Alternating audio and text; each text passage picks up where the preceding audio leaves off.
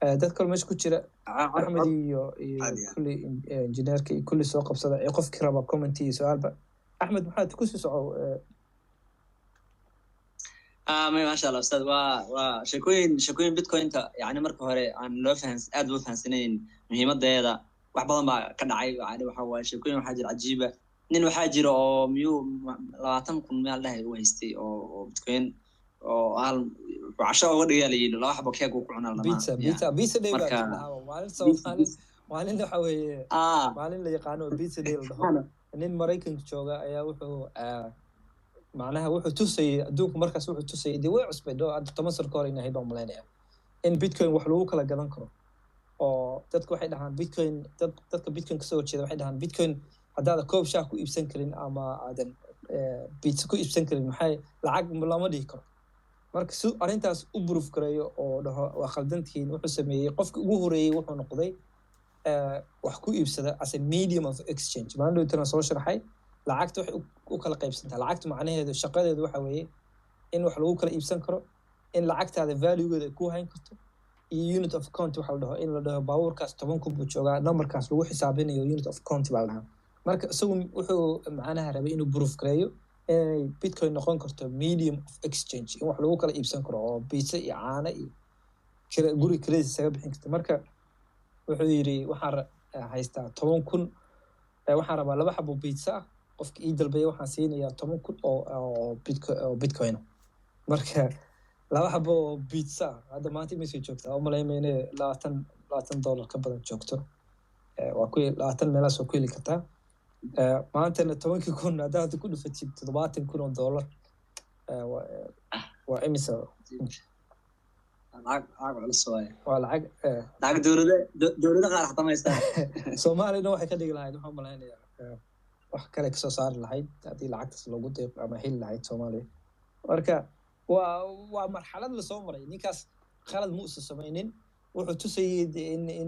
in spending kida qofkii gacantiisa ka baxday dad kale gacantooda ku dhacday coinkaas oo haysta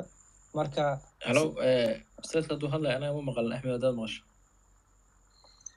أستاذ كسيفي أنا ومقلان ومقلاس كان ومقلا يا كلون مقلين أنا وحوم مقلن إني مات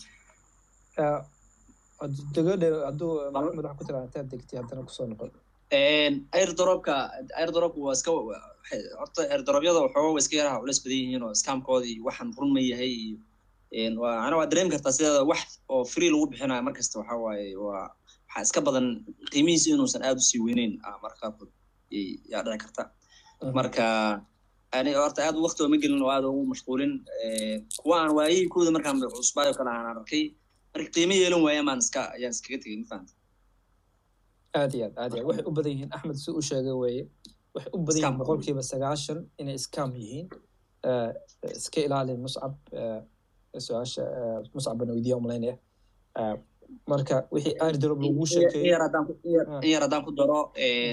macnaha waxaan waxa uu leeyahay airdrop marka la bixinayo waxba lagu diri yani istabiya lagu diri bayna waradka meesha ku connect gareysid waxyaabaha sameeyay kida ka sameey wax sameey yani inta marka waxay u badan yihiin waxa danta laga leeyahay wax lagu siinayo inta danta laga leeyahay ka badan tahay marka qofkii aan expert ahayn oo xogow wax loo bilowno oo si scamyadii waxyaabaha waxa lagu la iska ilaaliyo shuruudahooda kale scamki aan kala adduun qof kala fahmi karin waxa fahmi iska daayo qofka advisor ah asagu uu ka qayb gali karaa waayo asagu uu fahmi karaa wixii baanay wixii kale marka intaas aad arintaas aad ay muhiim u tahay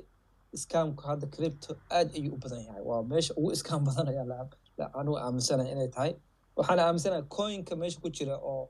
intaas oo kun oo coin inay kulligood inteeda badan ay scam yihiin ayaan aaminsanahay bal mid soo socdo oo airdrop waxa ka sheekeynaya warkiisa iska badaaba marka 100% waxa in kula tirinaya inaad ka taxadirtaan hadduu qof ku dhaho wallet-kaaga isii hadduu ku dhaho waxa la dhaho seed phrase-ka ama private number-kaaga ama password-ka aad isaga ilaaliya wax weliga ha saynin information-kaaga gaarka ah weligana macnaha dad badan waxay ku leeyihiin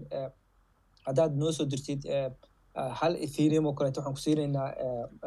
10 bitcoin oo kale sheekooyin dadka qaabo badan oo dadku lagu dhacaya jira suuqan ay dadku ku dhacaan marka aad iyo aad halsaga ilaaliyo axmed suu u sheegay airdropkuna boqolkiiba 99 wuxuu u badan yahay mid isku dhaco haye cumar ku soco ha macalin kuwaas badanaa maba qaataba kuwaas waa iska ilaaliyaa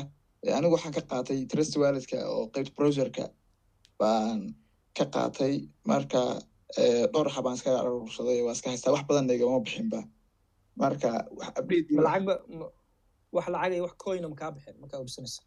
way iga bixin BNB kaliya iga jirteen laakiin oo fee gas fee bas laakiin waxaas oo badan ma jirin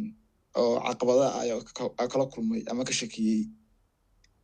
trust wallet bayna ku jiraan trust walletka ku jiraan hadday